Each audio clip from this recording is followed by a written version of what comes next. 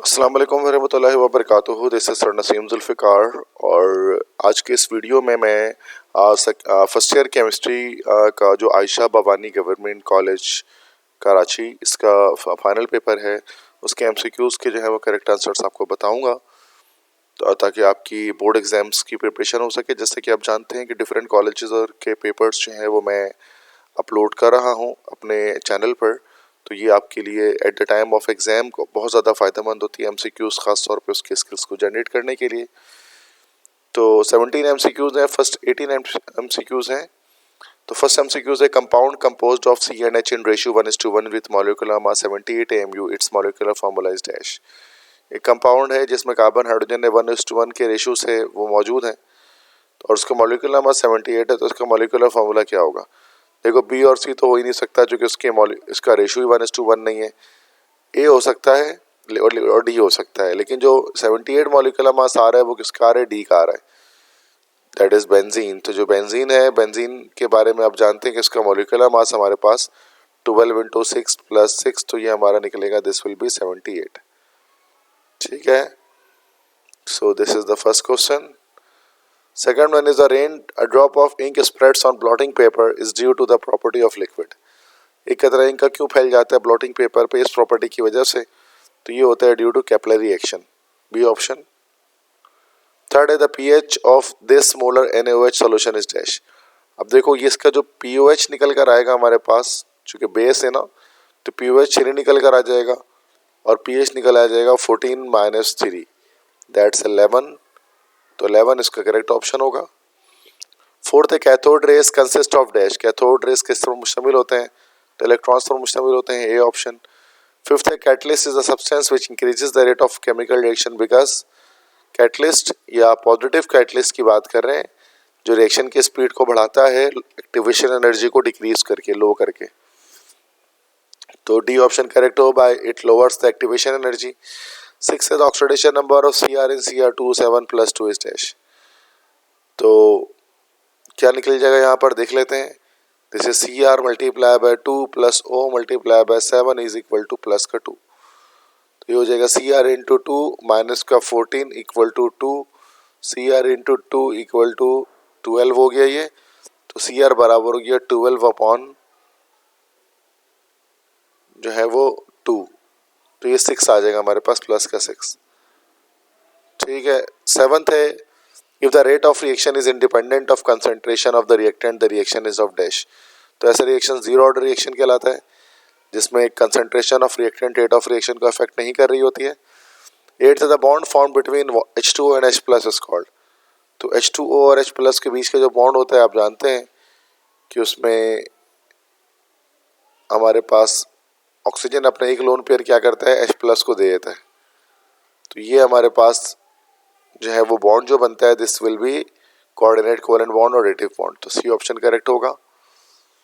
Ninth rain drops have spherical shape because a sphere has the least mass, this is surface to volume ratio. 10th है the relative atomic mass of chlorine is 35.5, the mass in gram of 0.5 moles of chlorine gas is dash. तो इसको 0.5 को हमें multiply करना पड़ेगा 71 से जो Cl2 का मॉलिक्यूलर मास होगा, तो आंसर आ जाएगा हमारा 35.5, बी ऑप्शन। क्योंकि मास बराबर होता है मोल इनटू मॉलिक्यूलर मास। ठीक है, 11th enthalpy change for reaction when 4 kilojoule heat enters the system perform 2 kilojoule expansion work. कितना एंथैल्पी चेंज आएगा, तो जबकि हमें हीट एंटर इतनी दे रही है और एक्सपेंशन वर्क कितना हो रहा है। ठीक है, ओके, तो डेल्टा ई हमें पता है this is equal to Q - W।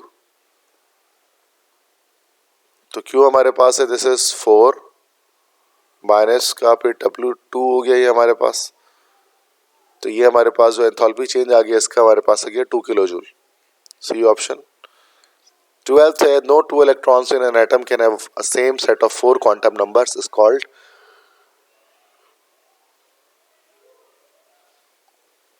कि डैश के no two electrons in atom can have the same set of 4 quantum number. ये पॉलिस एक्सक्लूजन प्रिंसिपल जो है ना वो ये इसकी जो है स्टेटमेंट है।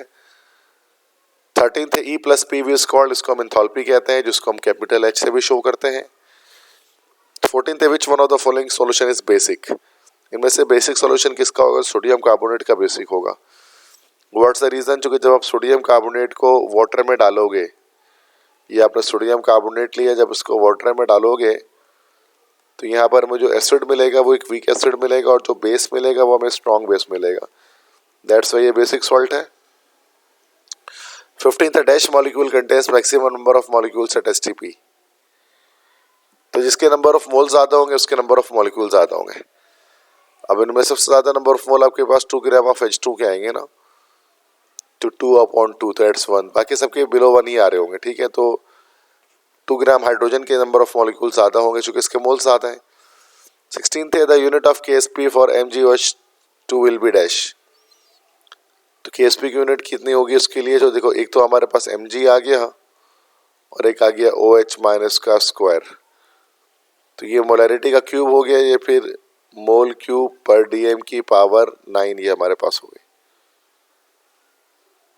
तो ये डी ऑप्शन करेक्ट हो गया हमारा।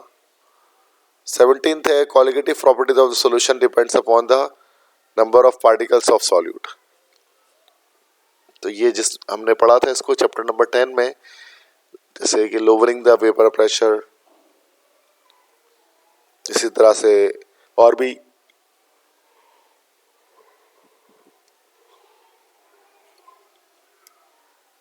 एटीनथ है लास्ट एमसीक्यूज है S-2 is iso electronic with dash, बता 18 इलेक्ट्रॉन उसके पास है, 18 इलेक्ट्रॉन और किसके पास आपको मिलेंगे? तो 9, तो K प्लस के पास, चूंकि 19 होता है इलेक्ट्रॉन, एक माइनस कर दिया तो 18 हो गए, तो सल S-2 हमारे पास आइसो इलेक्ट्रॉनिक का मतलब सेम नंबर ऑफ इलेक्ट्रॉन, तो इसकी आइसो इलेक्ट्रॉनिक किसके साथ है हमारे पास? पोटेशियम प्लस 1 के साथ है।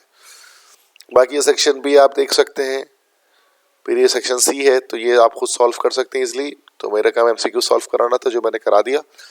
तो बेस्ट ऑफ लक तमाम स्टूडेंट्स को अपने बोर्ड एग्जाम के लिए, अपना ख्याल रखिएगा, मुझे दुआ में याद रखिएगा। अल्लाह हाफिज़।